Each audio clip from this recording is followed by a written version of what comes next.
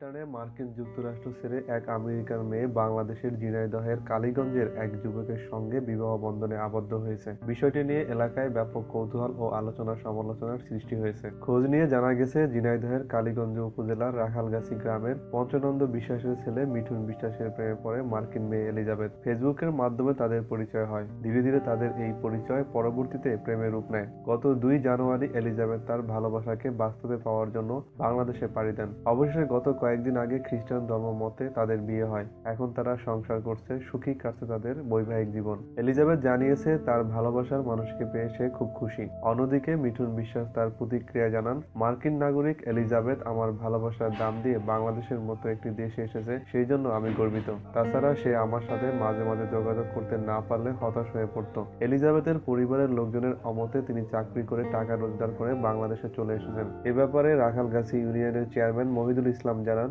মার্কিন মেয়ে এলিজাবেথের সাথে রাখালগাছি গ্রামের ছেলে মিঠুন বিশ্বাসের বিয়ে হয়েছে। বাস্তবে আমি ঘটনাস্থল পরিদর্শন করে খুশি হয়েছি। প্রতিদিন নববধূকে দেখতে এলাকার লোক ভিড় জমাচ্ছে।